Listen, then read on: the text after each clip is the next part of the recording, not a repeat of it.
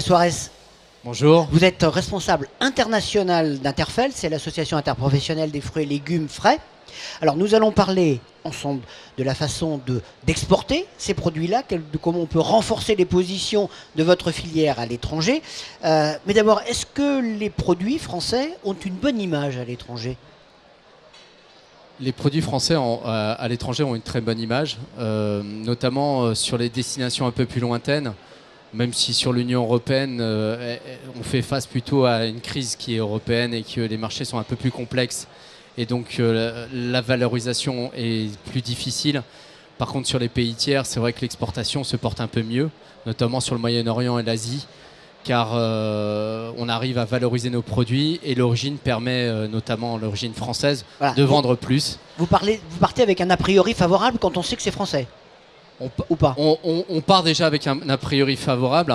Pourquoi? Parce qu'à cause du système français sanitaire de qualité, sur ses normes, sur ses suivis, c'est vrai que c'est très critiquable à l'heure actuelle parce qu'on est dans une situation de crise au niveau agricole, mais ces normes permettent en fait de valoriser nos produits à l'étranger de façon et donner une assurance aux autorités étrangères, notamment ce qui est le cas de la Chine.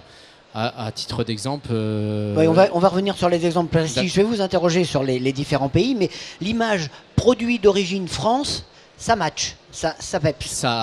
C'est même copié, donc je vais vous dire. C'est même copié. Certaines marques françaises, notamment sur des kiwis en Chine, sont copiées. Il y avait une marque qui existe toujours, hein, qui est protégée, qui s'appelle Oscar, qui se vend en Chine très bien. C'est un petit chien avec un petit cocker, et cette marque a été recopiée par nos amis chinois, mais bon, après on est protégé, il y a la propriété intellectuelle et donc les remises. Alors pour conquérir des marchés, comment vous faites? D'abord, vous allez les faire connaître les produits, vous allez démarcher, vous allez vanter les mérites de nos produits, par exemple en faisant des salons ou en allant, en participant à des voyages officiels, par exemple. Alors il y a plusieurs leviers. Alors le premier levier, on exporte quand même dans la filière fruits et légumes, on exporte depuis les années quasiment 70. Même dans les années 60, on a commencé à développer, et c'était des exportations, c'était des bateaux complets en fait de pommes qui partaient sur ces destinations lointaines, notamment au Moyen-Orient, en Iran, même avant, pendant la période du Shah. Et donc on a ces exportations, quand le Shah est tombé, se sont arrêtées. Mais l'exportation vers lointaine sont des exportations qui existent depuis les années 60. Après, la valorisation, on a déjà développé à l'époque de ces années 60 des programmes de promotion qui permettent de faire connaître. Et petit à petit aussi, on a développé les exportations par la participation de missions de prospection pour les entreprises, notamment à des participations à des salons internationaux, que ce soit en Asie, au Moyen-Orient ou à Moscou, malgré l'embargo qu'on vit actuellement. Oui. Mais aussi par l'accompagnement de l'État français, notamment France Agrimaire, qui nous permet aussi d'ouvrir de nouveaux marchés, notamment le département international de France Agrimaire, et que je remercie, notamment sur l'ouverture de nouveaux marchés qui nous aident à l'appui, notamment pour faire lever ce qu'on appelle les obstacles non tarifaires à l'exportation. On va y revenir, mais concrètement, au quotidien, comment ça se passe avec France Agrimaire? Concrètement, au quotidien, ça se passe sur des échanges, notamment sur des propositions de protocole, des mises en place en fait d'objectifs de priorisation sur des pays, des couples pays-produits et des destinations qu'on choisit ensemble, voire stratégiquement sur quel pays la filière fruits et légumes a un avenir.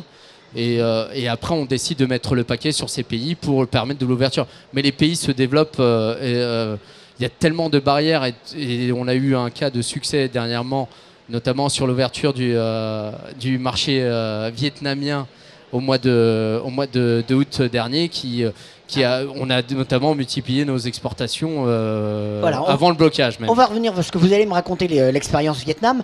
Votre argument de vente, c'est de dire c'est la qualité du produit, mais la qualité c'est quoi? C'est la qualité phytosanitaire, c'est la qualité du goût, c'est la qualité... Qu'est-ce que vous mettez? Alors c'est plusieurs qualités. C'est la sécurité sanitaire et phytosanitaire des produits. Ça, c'est la norme, c'est le régalien. C'est ce qu'on appelle le régalien. Donc ça se négocie pas. Enfin, c'est obligatoire. C'est le régalien, le normal. C'est-à-dire que c'est la base même d'un pays. Après, c'est la qualité du produit intrinsèquement. Donc la qualité du terroir, de l'origine, du goût. Les kiwis en France ont la particularité d'être un peu plus sucrés à cause d'un terroir et d'une production qui amène vers un goût un peu plus sucré que les consommateurs à l'étranger aiment particulièrement. Et donc, est-ce que ça amène à modifier un peu la production ou aller chercher des marchés en fonction du goût du produit, parce qu'on sait que là, ça plaira plus qu'ailleurs? Après, c'est les goûts des marchés. Sur la pomme, c'est véridique, il y a des marchés qui sont, par exemple, qui sont plus amènent à des produits un peu plus sucrés, ce qu'est le Moyen-Orient. Vous avez un peu plus de mal à vendre des pommes Granny Smith sur le Moyen-Orient, par exemple. Je vous donne un exemple, parce que c'est des pommes qui sont beaucoup plus acides. Si on fait après, c'est théorique, hein, parce que tout dépend, mais si on trace un trait, l'Europe du Nord est plus... L'Europe du Nord, la partie hémisphère nord, c'est-à-dire tout ce qui est... si on trace au-dessus de la Loire à peu près dans le monde, ouais. C'est plus des goûts acidulés, oui. Beaucoup plus moins sucrés. Ils préfèrent les pommes comme la Granny, d'autres. Alors que plus vous descendez dans le sud, plus ils préfèrent des sucrés, ouais. D'accord. Mais c'est théorique. C'est théorique parce que on vend très bien des Granny en Chine, alors qu'ils aiment bien aussi les goûts plus sucrés, mais c'est très théorique. Est-ce que le prix du produit intervient dans la capacité d'exportation? C'est-à-dire qu'est-ce que, par exemple, des consommateurs étrangers sont prêts à payer un peu plus cher parce que ça vient de France? Alors, le prix intervient bien sûr, mais ils sont prêts à... Tout dépend des marchés de toute manière. Au Moyen-Orient, c'est un marché qui est un peu... que le prix joue de toute manière. On est sur un marché concurrentiel. On a l'hémisphère sud qui nous concurrence, on a l'Amérique du Nord qui nous concurrence. On est obligé de toute manière, on travaille sur la qualité. Donc en travaillant sur la qualité, on a des prix qui sont de toute manière beaucoup plus élevés que nos concurrents. Après, cette qualité, sur le prix, il faut la justifier. Donc on essaie de la justifier par amener un plus aux consommateurs de ces différents pays. Donc on vend peut-être moins, mais on valorise un peu plus. Alors, ça me tombe bien que vous me disiez ça, parce que vous êtes responsable international. Comment vous expliquez que nous soyons passés de la 2e place à la 5e place des pays exportateurs de produits agricoles? C'est une dégringolade. C'est une bonne question. Est-ce que vous me disiez tout à l'heure que c'est pas très grave mais même, je vous donne en pommes, on était le premier exportateur mondial en pommes au début des années 2000. On est actuellement le 3e exportateur mondial. Pourquoi? C'est pareil, c'est un exemple. Hein. C'est vrai qu'on a. Pourquoi? Parce que c'est vrai parce que on était moins concurrencé à l'époque sur les années 2000. On est plus cher au niveau au niveau du prix. Et sur les segments en fait de masse et de volume, on est plus concurrencé par rapport à des pays qui ont des coûts de main-d'œuvre beaucoup moins chers. Alors, soyons brutals, on n'est pas compétitif. On est compétitif sur des segments haute qualité. Ah oui. Où le consommateur est prêt à payer un peu plus. Un peu plus cher. Exactement. D'accord. Alors, vous rencontrez aussi un certain nombre d'autres obstacles qui sont un peu pervers, les barrières non tarifaires. Ça consiste en quoi? Alors, les barrières tarifaires, ça consiste à dire gentiment... Non, historiquement, ça vient les barrières tarifaires quand il y a eu les accords, l'OMC qui a été créé à l'époque en 1946, les accords du GATT, en fait. D'accord. Je passe les dates, les détails. C'est du protectionnisme. C'est du protectionnisme pur et simple. C'est-à-dire que les accords AMC, à l'époque, disaient qu'il faut libéraliser tous les marchés. Sauf que les États, donc baisser, en fait, l'objectif, c'était faire baisser les barrières tarifaires. Sauf que les États se sont dit, oui, il faut que je protège mon agriculture dans le monde. Donc, ils ont trouvé des astuces qui sont dans les accords du GATT, qui permettent de... Je mets en place des barrières non tarifaires pour protéger éventuellement le risque de contamination par des parasites ou autres Alors, nuisible qui puisse mettre en danger ma... soyons clairs, c'est des prétextes ou c'est des vraies protections? Ça peut être des prétextes et des vraies protections. Après, des prétextes, pour le Japon, c'est un vrai prétexte. Depuis 1976, on essaie de négocier l'entrée de la pomme française au Japon. 1976. Actuellement, on n'arrive toujours pas à exporter 1 kilo de pommes françaises. Depuis 1976. On a présenté des dossiers, on a fait des études, on est arrivé à un protocole d'accord en 1999. Oui. Et depuis, toujours rien. Mais ce protocole d'accord est infaisable. C'est-à-dire que c'est un protocole d'accord sur une variété, qui est la variété Golden, et qui demande un traitement au bromure de méthyle sous vide. Ce traitement au bromure de méthyle sous vide actuellement, juste le traitement de bromure de méthyle est impropre à la consommation et interdit dans l'Union européenne aujourd'hui.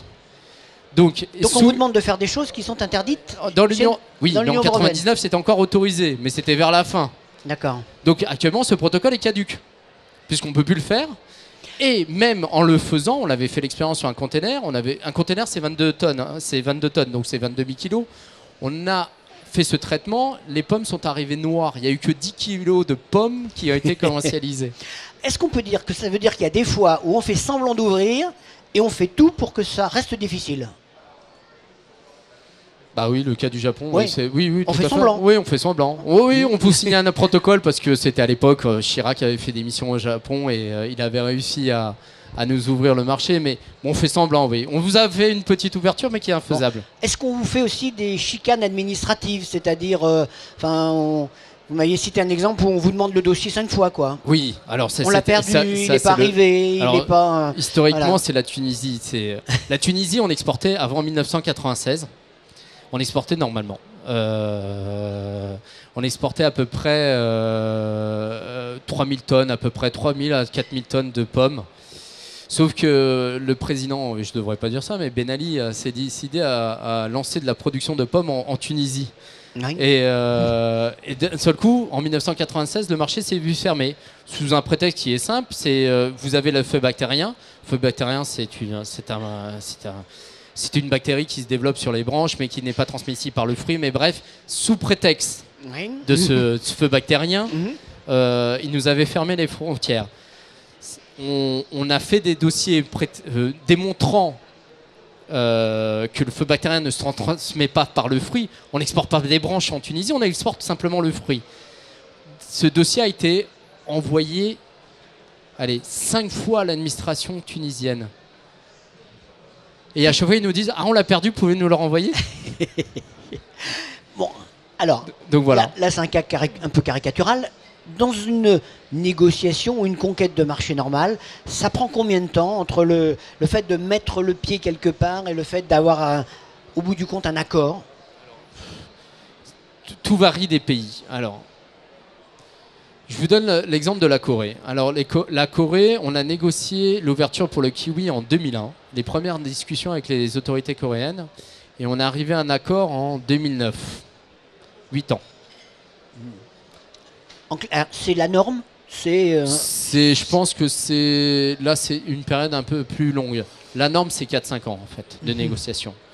Parce qu'il y a des allers-retours. En fait, sur la procédure, elle est simple. Hein.